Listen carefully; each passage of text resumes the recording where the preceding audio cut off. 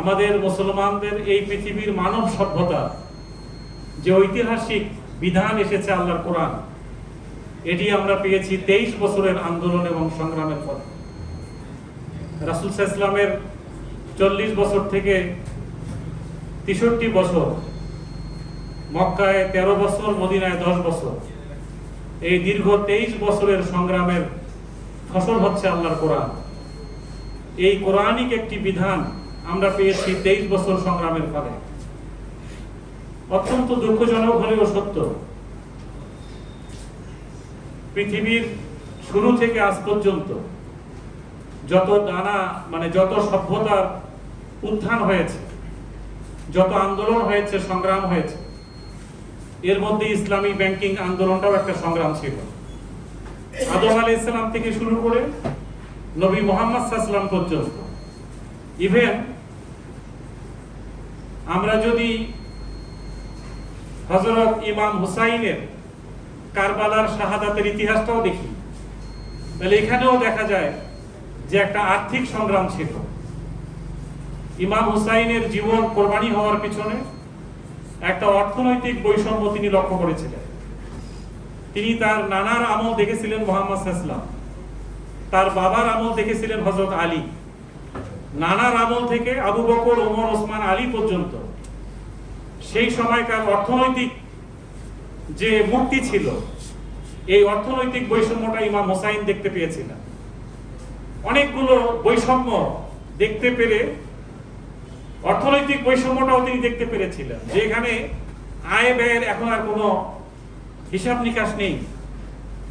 রাজ প্রাসাদে বসে যারা দেশ পরিচালনা করছে, তারা রাষ্ট্রীয় সম্পদকে নিজের সম্পদ মনে করছে, এবং তিনি তার শাহাদাতের জন্য, এই অর্থনৈতিক বৈষম্য দূরকরণের জন্য তিনি শাহাদাত, শহীদ হওয়ার পথ বেছে নিয়েছিলেন। একইভাবে ইব্রাহিম আলাইহিস সালাম যে সমাজে এসেছিলেন, সেই সমাজেও অর্থনৈতিক বৈষম্য ছিল। নূহ আলাইহিস সালামের সমাজেও অর্থনৈতিক বৈষম্য ছিল। ঈসা আলাইহিস সালামও অর্থনৈতিক বৈষম্য দেখতে পেরে নিজের মায়ের কোল থেকে, যেদিন তিনি মায়ের কোলে দুধ পান করছেন, সেদিনও তিনি তার জাতিকে বলেছিলেন যে আমি নবী হিসেবে এসেছি, আমি তোমাদেরকে নামাজের আদেশ করব এবং যাকাতেরও আদেশ করব, মা দুমতু হাইয়া, যতদিন আল্লাহ আমাকে বাঁচিয়ে রাখে। তার মানে অর্থনৈতিক বৈষম্যের কথা ঈসা আলাইহিস সালাম মায়ের কোল থেকেই বলেছেন। সম্মানিত সুধী মণ্ডলী, আমি এই কথাটা এই জন্যই বলছি, পৃথিবীর দিকে দিকে অর্থনৈতিক বৈষম্যের দাবানল যখন দাউ দাউ করে জ্বলছিল, মানুষের পিঠ যখন দেয়ালে ঠেকে গিয়েছিল, ঠিক এই সময় কিছু মর্দে মুজাহিদ আল্লাহর দেওয়া বিধানের অর্থনীতি নিয়ে পৃথিবীর দিকে দিকে দাঁড়িয়ে গিয়েছিল, যার কথাগুলো আমি একজন একজন করে সব ইতিহাস বলার সুযোগ নেই। 1983 সালে এদেশে ইসলামী ব্যাংকের যাত্রা শুরু হয়। এই ব্যাংকটি যারা যাত্রা শুরু করেছিলেন, তাদের মধ্যে আপনাদের এই মানিকগঞ্জেরও একজন ভদ্রলোক ছিলেন, জনাব মীর কাসেম আলী। বলেন তিনি কি নিয়েছেন? সব শুধু দিয়েই গেছেন। এদেশের বেকারত্ব দূরীকরণে, দারিদ্র বিমোচনে, নারীর ক্ষমতায়নে, মানুষের অর্থনৈতিক সমৃদ্ধির জন্য মীর কাসেম আলীরা কিছু নেননি। তাদের অর্থনৈতিক লুটপাটের কোনো চিন্তা ভাবনা ছিল না, লাভের কোনো চিন্তা করেন নাই। শুধু একটা সমাজকে অর্থনৈতিক বৈষম্য মুক্ত করার জন্য তারা তিল তিল করে এদেশে ইসলামী ব্যাংকের যাত্রা শুরু করেছিলেন। আমরা সবাই জানি, অর্থনীতির যাত্রার উন্নয়নের পিছনে সবচেয়ে বড় বাধা হচ্ছে সুদ। এই সুদ নামক অভিশাপ থেকে এই জাতিকে মুক্ত করার জন্য তারা দাঁড়িয়ে গিয়েছিলেন। অনেক ধনী মানুষের কাছে গিয়ে বলেছিলেন যে তোমরা ইসলামী ব্যাংকের শেয়ার কেন। অনেক ধনী মানুষ ঢাকা শহরে বলেছিল, ইসলামের নামে ব্যাংক হইতে পারে? আমরা এই টাকা আপনাদেরকে দেওয়ার থেকে ড্রেনে ফেলে দেওয়া ভালো। এরকম অপমান পর্যন্ত করা হয়েছিল। তখন ইসলামী ব্যাংকের এই উদ্যোক্তারা, এই মীর কাসেম আলীরা, এই বাংলাদেশ থেকে বের হয়ে তারা সৌদি আরব, মক্কা, মদিনা, দুবাই, কাতার, বাহরাইন, সেই সমস্ত বড় বড় ধনীদের কাছে যে ইসলামী ব্যাংকের শেয়ার কিনতে বলেছিলেন। এই কাজ করতে যেয়ে একজন অসুস্থ হয়ে পড়ে গেছেন দুবাইতে। তার স্ত্রী বাংলাদেশ থেকে খবর পেয়েছেন তার স্বামী অসুস্থ, হাসপাতালে ভর্তি। এই স্ত্রী দুবাইতে তার স্বামীর কাছে না যেয়ে সৌদি আরবে মক্কায় আল্লাহর কাবা ঘরের কাছে গিয়েছেন। কাবা ঘরের গিলাফ ধরে বলেছেন রব্বুল আলামিন, আমার স্বামী বাংলাদেশে ইসলামের নামে একটা ব্যাংক প্রতিষ্ঠা করতে চায়। তিনি বাংলাদেশ থেকে এদেশে এসেছেন শেয়ার বিক্রি করার জন্য। তিনি আজকে অসুস্থ হাসপাতালে।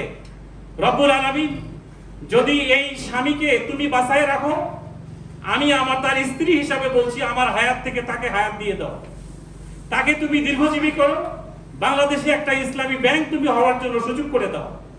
আল্লাহর কি অপার ইচ্ছা, তার স্বামী সুস্থ হয়ে বাংলাদেশে এসেছেন, তার স্ত্রী অসুস্থ হয়ে দুনিয়া থেকে চলে গেছে। এইভাবে হায়াতের কোরবানি দিয়ে এদেশে ইসলামী ব্যাংক হয়েছে। 1983 সালে এই ব্যাংকটি হওয়ার পিছনে দুটা কারণ ছিল। একটা হলো মানুষকে সুদ থেকে বাঁচাতে হবে। আল্লাহর কোরআন সূরা বাকারার 275 নম্বর আয়াত বলছে যে তোমরা যদি সুদ খাও, সুদের সাথে তোমাদের লেনদেন থাকে, ফাউলাইকা আসহাবুন নার, তোমাদেরকে আমি আল্লাহ জাহান্নামের অধিবাসী বানাবো। আল্লাহর কোরআন বলছে সুদের সাথে যাদের সম্পর্ক থাকবে তারা জাহান্নামে যাবে। কোন আমল তাকে জাহান্নাম থেকে বাঁচাতে পারবে না। হুম ফিহা খালিদুন, এই জাহান্নামে তারা চিরদিন থাকবে। এই জায়গা থেকে এই গুটি কয়েক মানুষ এদেশের মানুষকে জাহান্নামের ভয়াবহ আগুন থেকে বাঁচানোর জন্য ইসলামী ব্যাংক শুরু করেছিল। আজ ইসলামী ব্যাংক আল্লাহর কোরআনের সূরা বাকারার 275 নম্বর আয়াত, ওয়া আহাল্লাল্লাহুল বাইআ ওয়া হারামার রিবা, আল্লাহ ব্যবসাকে হালাল করেছেন, সুদকে হারাম করেছেন। এই কনসেপ্টটাকে ধারণ করে কোরআনের এই আয়াতের উপর দাঁড়িয়ে বাংলাদেশে ইসলামী ব্যাংক শুরু হয়েছে। অত্যন্ত দুঃখজনক হলেও সত্য যে এই ব্যাংকটি এই জায়গায় দাঁড়িয়ে থাকার কারণে যারা আল্লাহর কোরআনকে পছন্দ করে না, ইসলামী সভ্যতাকে পছন্দ করে না, তারা একের পর এক এই জুলাই আন্দোলনকে যেমন ধ্বংস করতে চায়, ইসলামী ব্যাংকের আন্দোলনটাকেও তারা ধ্বংস করতে চায়। এরকম একটা শক্তি, অদৃশ্য শক্তি কাজ করছে। জন্মের দিন থেকে আজকের দিন পর্যন্ত আমি এই ব্যাংকে 25 বছর ধরে আছি। আমরা একের পর এক ষড়যন্ত্র, চোখ রাঙানি, মানুষের চ্যালেঞ্জ আমরা দেখে আসতেছি। আল্লাহর একান্ত মেহেরবানি, যে কাবা ঘরের কথা বললাম, আমাদের বাংলাদেশি ভাই বোনেরা আল্লাহর কাবা ঘরের গিলাফ ধরে দোয়া করে, আল্লাহ বাংলাদেশের ইসলামী ব্যাংকে তুমি হেফাজত করো। আপনারা যে মাঝে মধ্যে ঝড় দেখেন, এই ঝড়ে কি আপনারা ঘাবড়ে গেছেন কখনো? আপনাদের আস্থার কারণেই ব্যাংকটা দাঁড়িয়ে আছে।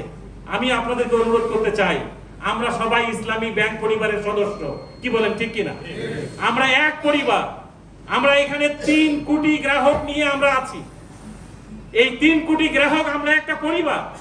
আমাদের পরিবারে যদি কোনোদিন কোনো চোর ডাকাত ঢোকে, কোনো হামলা হয়, আমরা কি পরিবারের লোকজন পরিবার থেকে আলাদা হয়ে যাই?